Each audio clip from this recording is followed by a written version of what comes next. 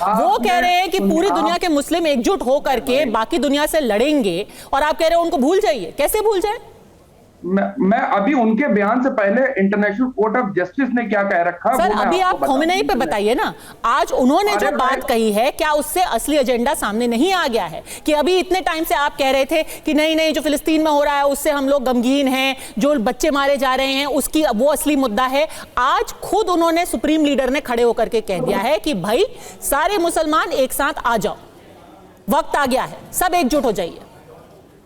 देखिए, इजराइल आज से नहीं 70 सालों से अरबों की जमीन कब्जा करके बैठा हुआ है और निकाती उनका एजेंडा है ग्रेटर इजराइल बनाने का। और 3000 साल पुराने, 2500 साल पुराने वो अपने एरिया को क्लेम करते हैं। सर, आपको पता है, आपको एक दिलचस्प चीज बताऊं, आज उन्होंने अपनी तकरीर में एक बार इजराइल का नाम तक नहीं लिया। इजराइल का तो उन्होंने नाम ही नहीं लिया, उन्होंने बस कहा कि सब कौम के लोग साथ में आ जाइए। मैं यही आपसे बार बार, क्योंकि आप मुद्दे के आसपास, आप मुद्दे को इधर उधर नहीं कर सकते। आज जो उन्होंने बात कही है बिल्कुल साफ गोई से कही है, और उसका आपको जवाब देना पड़ेगा।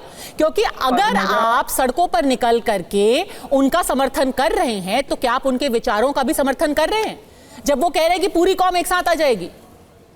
पद्मजा, या तो आप सवाल करते रहिए, जवाब मत सुनिए आप। सर, सवाल मेरा शुरू से वही है, पर आप उसी सवाल को अवॉइड करके इधर उधर की बातें कर रहे हैं। आप इस सवाल का जवाब दीजिए ना। अब आप बोल ही लीजिए, सुनेंगी। यही इराक के वक्त हुआ, जब सद्दाम हुसैन का हुआ।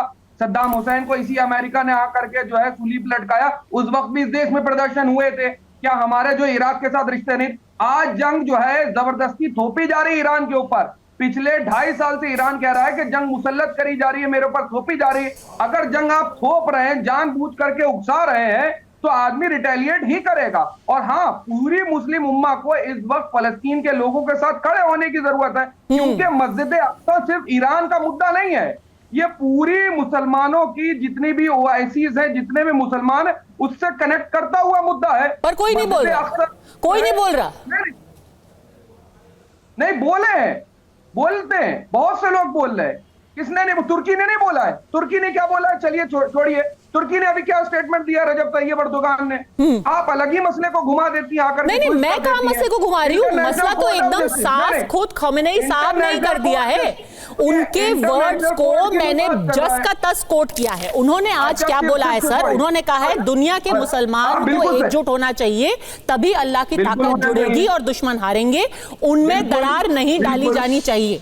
तो आप कह रहे हैं कि पूरी एक कौम एक तरफ, बाकी की दुनिया दूसरी तरफ। ऐसे तो नहीं हो सकता ना। अच्छा, नहीं, ऐसा नहीं होता। मजहबी युद्ध तो नहीं बना सकते धर्म के आधार पर। बताइए, अमेरिका हजारों किलोमीटर दूर बैठा है, उसका कोई एजेंडा भी नहीं है, वो इजराइल को क्यों समर्थन करता है?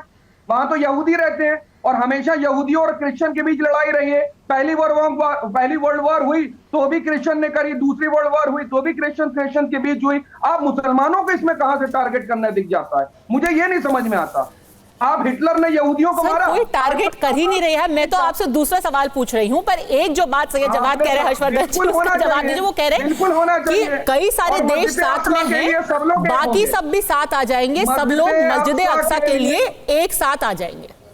बिल्कुल हो गए, बिल्कुल हो गए मस्जिद अक्सा। हर्षवर्धन जी, देखिए, फलस्तीन के लिए हम प्रतिबद्ध होना चाहिए, खड़े होना चाहिए। हाँ, तो इसीलिए आज खमेनी साहब ने बोला कि सब प्रतिबद्ध हैं, सबको उठ खड़ा होना चाहिए। हर्षवर्धन जी, सैयद जवाद जो बोल रहे हैं ये चिंता बढ़ाता है इस देश की। सैयद जवाद या कोई भी जो बोलता है कि उम्मा के लिए खड़ा होना चाहिए, तो ये भारत के हिंदुओं को डराता है। यही ये उम्मा है जो भारत पर अलग अलग तरह से कब्जे करने की भी बात करता है। क्यों डर रहे हैं? यही ये उम्मा है जो कश्मीर की समस्या को बड़ा करता है, आतंकवादी भेजता है। अब आया झंडा। बेहतर क्या होना चाहिए? भारत में हम रह रहे हैं, हम हिंदू मुसलमान या कोई भी हो, दुनिया के 2 देशों के बीच की लड़ाई है। उसमें हम चाहेंगे अटल बिहारी वाजपेयी जी ने क्यों समर्थन, शांति हो जाए, लेकिन हमारे देश का मुसलमान अगर उनके लिए लड़ने की बात कर रहा है, उनके साथ खड़े होने की बात कर रहा है, तो ये चिंता की बात है। हाँ, और मैंने नहीं कहा पूरे दुनिया में प्रोटेस्ट हो रहे हैं। सुन लीजिए हर्षवर्धन त्रिपाठी जी, मुस्लिम देशों का क्या दबाव बनाने की स्थिति नहीं है? तो फिर टेररिस्ट की तरह क्यों जाना? आतंकवादी हमले क्यों करना? तरीका तो ये हो सकता था ना कि वो 53 मुस्लिम देश दबाव बनाते और दबाव बनाकर अपने पक्ष में कोई बात करते, और जो विवादित हिस्सा है उस विवादित पर यूनाइटेड नेशंस का जो है समझौता, उसके साथ काम करते। क्यों नहीं कर पा रहे? एक एक करके सैयद जवाद साहब, आपने पूरा अपना, आपको पूरा टाइम आपने यूज किया, अब दूसरे आदमी को बोलने नहीं दे रहे। आप बीच में बोलती रही लगातार। मैं इसलिए कह रहा हूँ पूरे यूरोप में प्रोटेस्ट हो रहा है, अमेरिका में प्रोटेस्ट हो रहा है, इजराइल की पूरे यूरोप में कहीं प्रोटेस्ट नहीं हो रहा है सर। एक सेकंड, आपको मैं जो असलियत है ना, अब उससे वाकिफ कराती हूँ। शुभ्रास्ता भी इसको फ्लैश आउट करेंगी। चलिए एक सेकंड होल्ड कीजिए। सच बात यह है, आपको मैं मिडिल ईस्ट मॉनिटर का आर्टिकल दिखाती हूँ। सच बात यह है कि ये सब जो तकरीरें की जाती है ना, लोगों को बेवकूफ बनाने के लिए की जाती हैं। मिडिल ईस्ट मॉनिटर का 10 दिन पहले का एक आर्टिकल देखिए, इसका हेडर क्या है? वो कह रहे हैं hypocritical Arab and Muslim countries help Israel kill more Palestinian while condemning it.